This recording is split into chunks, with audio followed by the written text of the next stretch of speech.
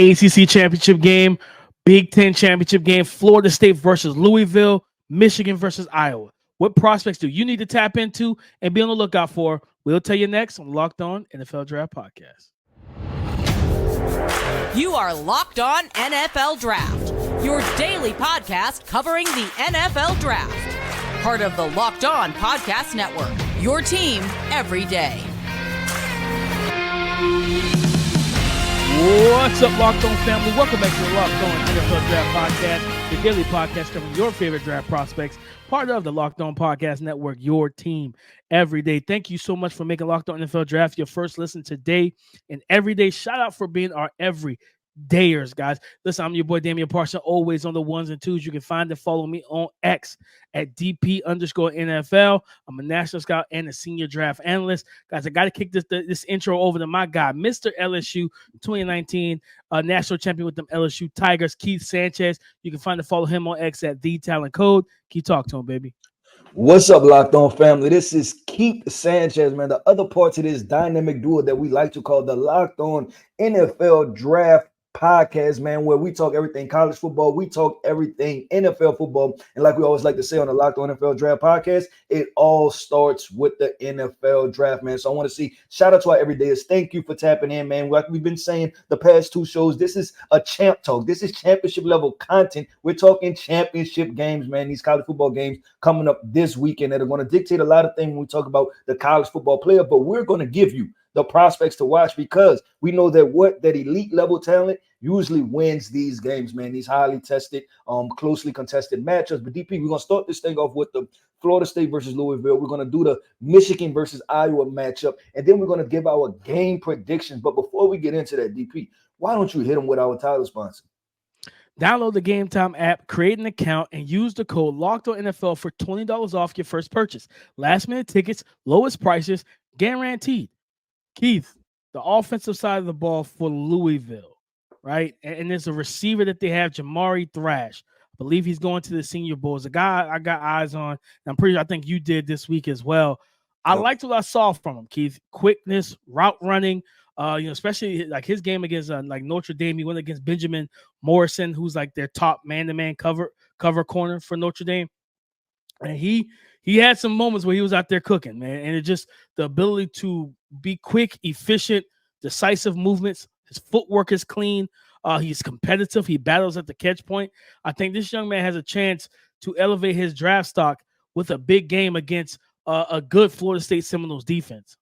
No, I agree 100% with that. And the thing is with Jabari Thrash, he's also versatile, right? This is a versatile alignment guy. He's a Georgia State transfer. So I believe this is his first year at Louisville. You see how he just kind of elevated, right? And he quickly became a go-to guy for this Louisville offense. So what that tells me is that he's a high IQ player. And I think that the quarterback from Louisville getting him the football, this is going to have to be the connection that kind of keeps this thing going, right? And I think his ability to play the slot, and what we've seen is those slot wide receivers, how they're kind of they're blankets for the quarterback, they're easy throws for the quarterback. So I expect Jabari Thrash for Louisville to definitely be a key component for this Louisville offense as they try to beat Florida State, right? And Florida State doesn't have their starting quarterback. So the question is going to be, okay, how many points do they have to score, right? But the rest of this wide receiver core, because we know that Louisville consistently they put out players, right? They're usually fast guys, speed guys, and they have a pretty solid wide receiver core. And I just want to highlight Jimmy Callaway, Kevin Coleman, Chris Bell, right? Jaden Thompson are all guys that could potentially shift the paradigm, right? Like they can make some plays against this Florida State offense and then force this Florida State offense to have to play. But I spoke about Florida State offense, DP. Florida State real offense. Quick, you mentioned something about the quarterback, right? Yep. And you said that they don't have their starting quarterback. Well, that could be a problem. And who's going to need to make sure it's not a problem is Eric Miller, Keith, their left tackle, 6'7", over 300 pounds. He's going to be the guy tasked just trying to stop Jared Verse. Jared Verse is already going to have the leverage battle one because he's a shorter guy. He can get into his pads and kind of control movement and base. Eric Miller is going to have to play the best game of his career, the best game of his life this weekend, man. Because if he does not, and Jared Verse, I mean, if you watch, we watched the tape and we saw the play from this previous weekend against Florida. That speed to power bull rush where he took that left tackle and basically threw him into the quarterback. Everybody went flying. Yeah, that's the type of stuff that can wreck a game early on and throw off all momentum. So that, and then of course their running back. I gotta go show my running back some love. Jahar Jordan, the running back for Louisville, really good player, tough runner. Got some speed in open field. He could do a lot of different things for this offense. If they can't run the ball to then play action, get the ball to Jabari Thrash, it's gonna be a long day.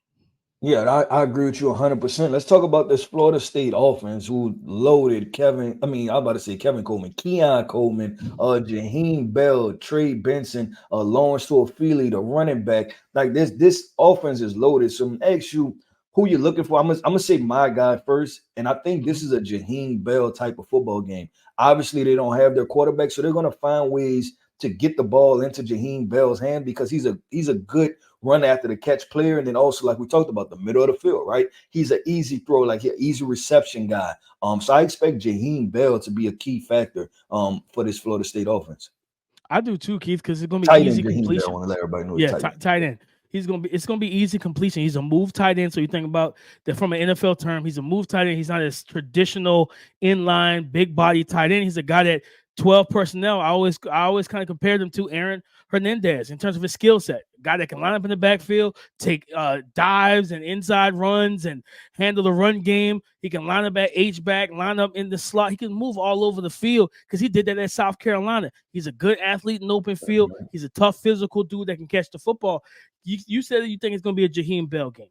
I think it's going to be a Trey Benson game, right? Because how do you settle down a young quarterback?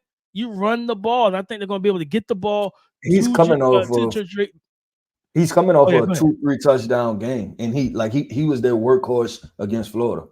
No, 100%. And I think, and then he's been. Remember, early in the season, it was like, where is he? Right before we did the "Where You At" segment, he was one of the prospects. We were like, "Where you at?"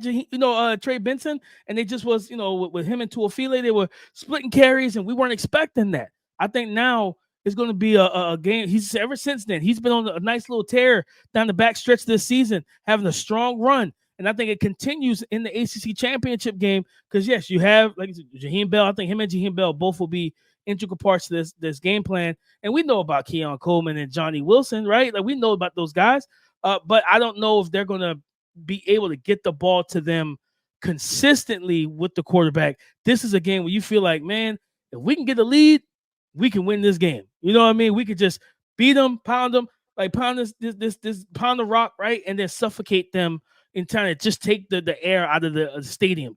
Run the clock down, stuff like that, to where we won't have to worry about trying to throw the ball as much until the college football playoffs, which is a key point, Keith. They ranked these boys. They ranked Florida State 4th. So for everybody, to think about the chaos you talked about in the last episode, he's like, you want chaos? Hopefully Florida State handles business. They already at 4. It's going to look wild to take the team that you put at 4 a week before, a couple of days before the ACC Championship game, and then to take them out of the spot. So, but Keith, defensively, you know more about Florida State's defense than I do. Talk to me about Braden Fisk. Yeah, DP, this defense is loaded. I'm not only going to talk to you about Braden Fisk, right? I'm going to talk about Braden Fisk. I'm going to talk about sophomore Patrick Payton, right? I'm going to talk about linebacker Kalen DeLoach. I'm going to talk about safety Akeem Dennett, then cornerback Renardo Green. Like that they have dudes. And then I forgot about Jerry Jones at their nickel position. So this team is loaded. But Braden Fisk, real quick, man, he's a transfer. He transferred in right from a smaller school. I think he was playing in a MAC. This is a guy that he's big in stature, right? 6'4", 6'5", 300 pounds. Explosive hands, high motor, physical temperament. One of those rugged lunch pail type of guys. Expect him to be disruptive if Louisville tries to run the football. We talked about Jared Verse already. I want to talk about second level player, Kalen DeLoach, DP. I know you're doing a Locked On Clemson podcast, right? Who was the guy that made that play for Florida State? Kalen DeLoach, man. This guy is 6'1", 215. I just finished my final report on him, and I like him a lot. I like him as far as just a football player, man. And listen, he plays linebacker at 215, so obviously the draft stock is going to vary and finding out where you're going to put him. But this guy makes plays for Florida State. He's all over the field. He plays that nickel overhang position. He will play inside linebacker. He runs with the running backs out of the backfield, covers slot wide receivers. They're kind of like flex, do-it-all type of guy. And if people have been paying attention to kind of the Dallas Cowboys, right? In Bell, the rookie Bell that came from Florida Oh, A&M, yeah. he reminds me of that, to where he's just a downhill thumper. He's instinctual and he makes plays. But lastly, on the very back end, I'm gonna be looking at cornerback Ronaldo Green, DP. I like some things that I see from him time to time. His ability just to, kind of match up, play man, play zone, do some different things. And then also Azariah Thomas was a guy that flashed during the season for me. He's big, 6'1", 6'2", lean, can run, things like that. I think he had a really good showing against LSU, I believe. So those are the guys on Florida State's defense that I'm looking for. No, and like you said, this defense, and it's crazy. The defense doesn't get the just due that the offense receives, right? Like when we talk about prospects, the defense doesn't get all the media fanfare. But I watched Braden Fisk. I watched him live against Clemson. Then I watched him on tape against Clemson. And that's a strong dude, 6'5", 300 pounds. You talk about, and he's quick-footed too, laterally. Yep, like you think about zone runs and stuff like that. He's able to cut off. I got the vibe of, and this is not a prospect show, but I'm gonna just go ahead with it. I got the vibe of he can offer you everything that Brian Bresee can offer you. Did offer you out of Clemson, right? And he's just not the same name, but he gave me every bit of some of the same things, and maybe he was a little bit more violent in his temperament against the run. So this Florida State defense is definitely loaded. DP, and on the Louisville side, right? They have the cornerback Quincy Riley. They have linebacker TJ Quinn. So that's two of the guys that I'll be looking for. Quincy's got to bounce back. He's coming off his last two games. He's allowed 7 off of 12 targets, over 126 yards, and close to 18 yards per catch between those two games. He's got to bounce back. And this is a game where you're going to get some really talented receivers. Yeah, you're talking about talent, DP. Coming up next, man, we about to get into this Michigan versus Iowa match, and we talking about talent. This is another team, this Michigan team, that is loaded full of draft prospects that are going to make plays. So coming up next, man, we're going to get into this Michigan versus Iowa Big Ten championship matchup. Closer we get to December, the weather will get colder, but the NFL offers stays running hot on FanDuel, America's number one sportsbook. Guys, right now, new customers can get $150 back in bonus bets with any winning $5 moneyline bet. Let me repeat that.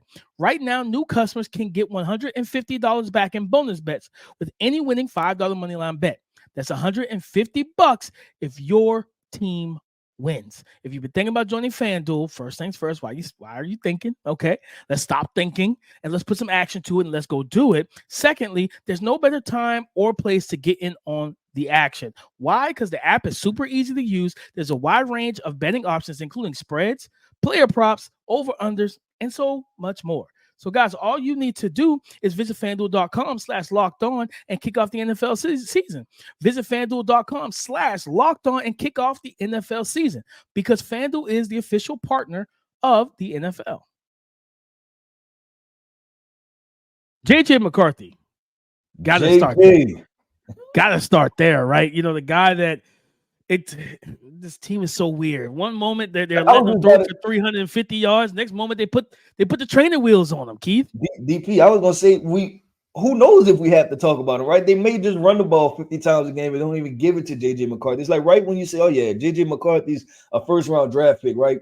They come in and say, hold on, we're not going to even let him throw the football. And you just got to sit there and say, what's going on, man? But DP, JJ McCarthy is who he is, right? And we like him as a prospect. We don't know when they're going to take the training wheels off of him. But let's talk about, because I don't think enough is talked about, and Michigan is in your region. Let's talk about these other skill position players on this Michigan team. Well, of course, we all know about the running back, right? Blake Corum, who has 22 touchdowns on the season, less than 1,000 yards. He hasn't been as explosive as he was last year prior to the injury. But when you look at the receiving core, Cornelius Johnson, 6'3", 6'4", a guy that coming off of the 2021 season where they fed him the football, he looked like a legit NFL type of receiver. I remember grading him that summer. If you remember, I came into our TDN meeting and I said, listen, I'm giving him a second to third round grade, because this young man has good speed for a big body receiver. His stem work is good, runs good routes for a big body receiver, the ball skills and everything. You look back to the Ohio State game last year, two of the biggest plays in that game early on was to him. Deep passes down the field. He knows how to run routes and move defensive backs off their spot, especially if you get them matched up against off deep coverage. But Roman Wilson is wide receiver 1 for this team right now, the speedy, smaller receiver that they just use vertical, horizontal, quick passes. They rub routes. They do a lot of different things. He is an electric in terms of straight line speed guy that can get yards after the catch. He's tough. He's got some dog in him. He made some comments, after they beat Ohio State. So he's a tough kid. And I think when you look at it, but the tight end, man, like the tight end situations where this team, in terms of when they do pass the ball outside of Roman Wilson, do you see it, right? And it's Colston Loveland, right? Big body tight end, then AJ Barner when they go to their 12 personnel packages. Colston Loveland, you're talking about a guy that came onto the scene during this Ohio State game, right? Because I thought he was the initial guy that they made a concerted effort to get open. And you know how I felt about Luke Schoonmaker last year, DP. I was like, Michigan has another one. Mr. Loveland himself, DP. That's what I was looking at. I said, okay, this is a high. I think his ceiling might be higher than Schoon's. Yeah, it potentially, because I think he's more involved in the run game. He also looks like a bigger body to tackle also, right? Like it was tough for those 6'5", Ohio State 250. defenders. Yeah, it was tough for those Ohio State defenders to kind of get him to the ground. So I'm definitely with you on the tight end situation. DP, let me just ask you, is there anybody on this Iowa offense that we need to discuss? And the reason we say that, I think that the Iowa Hawkeyes have, it's some crazy stat how they won X amount of games without scoring like over 15 points or something like that. So this is a team that, to be completely honest, they struggle offensively. I know Cade McNamara is now the starting quarterback who was at Michigan at one point. Now he's at Iowa. He's playing Michigan is there enough? Is that enough motivation for him to get the job done, DP? Yeah, I mean, he absolutely hates Michigan. So yeah, so he's definitely motivated to beat me. He hates Michigan. Like that is a fact. But I think offensively, of course, it's the trenches, right? Like Iowa's one of those teams that typically has offensive linemen that you want to take, you want to keep your eye on and everything. And kind of they got some younger guys like that probably won't come out this year, but Jennings Dunker, big body guy at one of the tackle positions. Colby, Connor Colby, as well as playing the guard spot, 6'6", 300 pounds. This is a physical, powerful offensive line, and they play power football. And that's when you look at the run game, right? Their best player on offense is LaShawn Williams, 155 rush attempts this year, over 750 yards rushing. He only has one touchdown. They don't score a lot of touchdowns, right? Like they can churn and burn the ball, but it's like, well, what do you do when you get in the red zone and we know you're gonna, like Eric All is their leading receiver with 299 yards receiving, and he's only played 7 games because he got hurt and he's out for the season. So that tells you they can't throw the football. So it's going to be on that offensive line, and LaShawn Williams are group to pay attention to and player to pay attention to. Yeah, and I had to correct myself with Cade McNamara. I don't think Cade is playing either. He was just talking about how he was going to try to, I guess, give Iowa all the information that he has on this Michigan offense. So, which we'll see how that goes, right? To see if it results in anything. But if you just listen to us over the last 5 minutes, we talked about the amount of playmakers that Michigan has versus what Iowa is doing offensively. But DP, let's go to our favorite segment, man, to wrap up this show. Well, we go game picks, right? We're going to talk about what team we think is going to win the games. You're talking about the ACC Championship, the Big Ten Championship. Obviously, there's playoff implications on the line. So let's get into that. Coming up next is the game picks. Guys, you shouldn't have to worry about buying tickets to your next big event, but if you wait to the last minute, you will worry because you're trying to find the best deals, you're competing with other buyers, and you're trying to avoid being scammed or dealing with scalpers. Let me introduce you to Gametime.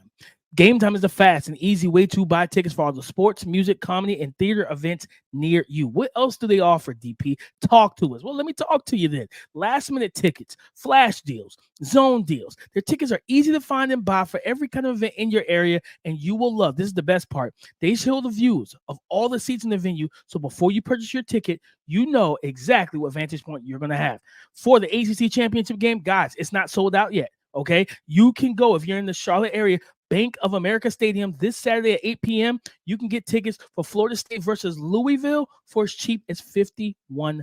Okay, so guys, all you need to do is very simple. Download the Gametime app, create an account, and use the code LOCKEDONNFL for $20 off your first purchase.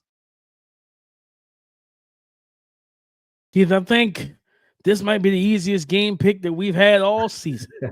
And I think we're both going to go Michigan here. Their defense is loaded. We didn't even talk about the defense in the second segment. Their defense is loaded with a lot of NFL playmakers. DP, we have a couple minutes. Get into the defense real quick, if you don't mind. I know. I mean, you think about because I mean, for Iowa's offense, this is just a horrible matchup for them, right? Like you look at what Michigan's going to be able to do defensively. You're going to look at their safety, Rod Moore, a guy that can really make a lot of plays in the back end. He can be a +1 in the run game as well. Mason Graham is to me, he's kind of similar to what we talked about with Braden Fisk when we talked about the Florida State matchup and everything. Like he's very similar to him. Keep your eye out on Josiah Stewart, because at the end of the day, Michigan's going to stop this run game.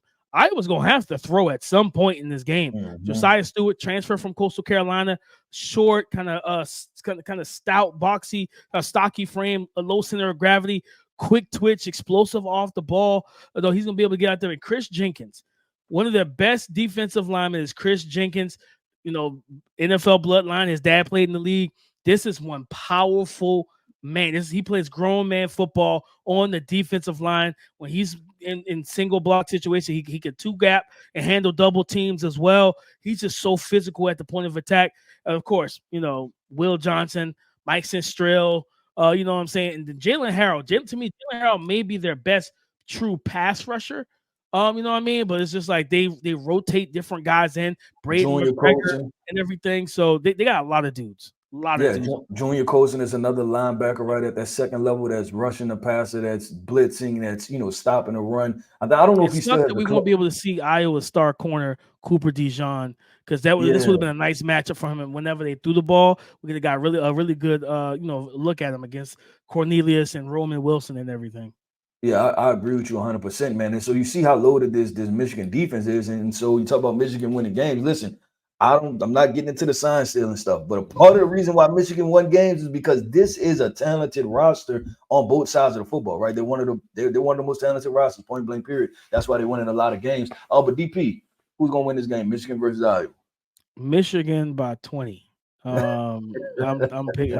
Listen, respect to Iowa. I don't think Iowa's gonna be able to control the ball enough with the run game to shorten this game and make it a quick in and out, right? Like the burger joint in and out. Like you want this game to be like that. Like I go in, see the game, I'm out. Like 2 hours. You know what I mean? You don't want it to be a 3.5 hour long game, but it could be, because I don't think they're going to be able to drain enough clock. Now, granted, Michigan probably will drain enough clock with running Blake Corum 45 times and everything. But yeah, Michigan's going to win this game, I think, by multiple touchdowns.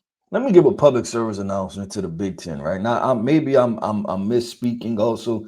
But can y'all realign the divisions, please? Right, like get rid of divisions. Everybody else is doing it. Thank you. And I know USC and UCLA is coming in next year, so hopefully y'all put them on the side with Iowa, Wisconsin, and Nebraska and Minnesota, right? Purdue. But just even if y'all would have slid Penn State over to the other side, right, and we could have got a Ohio State, Penn State, a Michigan, Penn State matchup for the Big Ten championship, but y'all literally put everybody on one side. I think including Michigan State, I believe, is on one side. Yep. Yeah, so it's but PSA announcement to the Big. Please realign this stuff and get this thing figured out. If you're not having already, because I know you're adding USC and UCLA next year, and maybe Oregon. Is Oregon jumping in next year? Yeah, also? Oregon's so hopefully they just do that, right? And it's a Pac-12 side and a Big Ten side, and you figure that thing after that. But DP, let's go to this Florida State versus Louisville matchup, which I think should play out to be a pretty good game, right? This Louisville offense has been tried and tested, and it's proven at this point, right? They get to this point. Who are you picking to win this game, Florida State versus Louisville? I'm picking Florida State. I know everybody's worried about Tate, at quarterback, and he's not Jordan Travis. I think this is a game where, like you said, we see Jaheim Bell, we see Trey Benson, and we see a lot of those guys. We see Toafili as well. I feel like they're going to try to run this ball right into the teeth of that defense for Louisville and just be bigger, stronger, and better athletes, which they really are when you look at this roster for Florida State. So I'm picking Florida State to win and hold on that 4th spot and stay in the playoffs.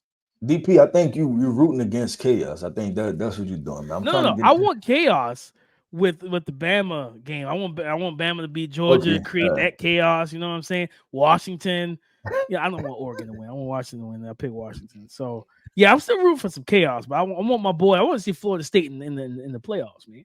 All right, okay, and I think that's where we go. I'm a little different. I don't know, and hopefully Tate Rodemaker Yeah. plays really good football in Florida State. I hope that it's one of those Ohio State situations back 5 years ago when the Cardale Jones stepped in and he was able to just elevate this team, because I think this Florida State team is as talented, and it would be a disappointment for them to lose in the ACC Championship due to an injury. I'm gonna go Florida State also, DP, but I'm not confident. I'm not confident because what I've seen from Tate Rodemaker, not even saying it's all his fault, but man, losing a quarterback like Jordan Travis at this moment, right as we're preparing to wrap up the season, is tough, man, because he doesn't have 5 weeks to kind of get this thing together, right? It's like, okay, you play finished the game against North Alabama, you play Florida, ACC Championship game. And it's like, man, that's tough, right? So I'm gonna go Florida State, but if you ask me, my confidence meter is probably on the 2. I can see Louisville pulling this thing out. I can see this game being 23-20 or something like that. Man, not bad. Now, listen, you hope not. You know what I mean? You hope not. You hope if you Florida State, you got to get some style points with this dub to make the committee feel comfortable. Like, all right, y'all took care of business. You look good. You in the playoffs, man. So listen, that's our picks. And we're gonna see how everything shakes out. I feel pretty good though.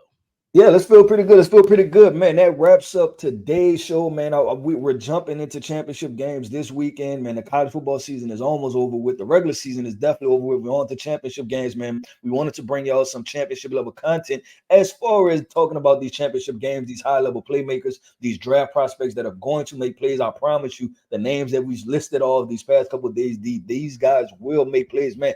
But I am Keith Sanchez, man. You can find me on X at The Talent Code. That is Damian Parson, man, my co-host. You can find him on X at DP_NFL, man. Like we always like to say, man, y'all talk to us because we like to talk back.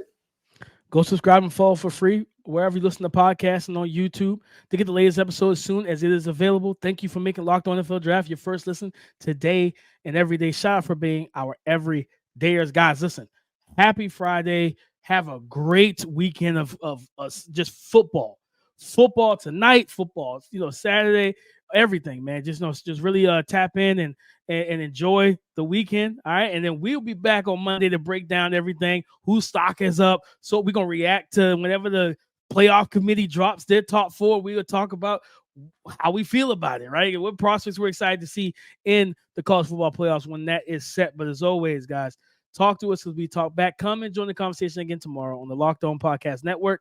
Your team every day.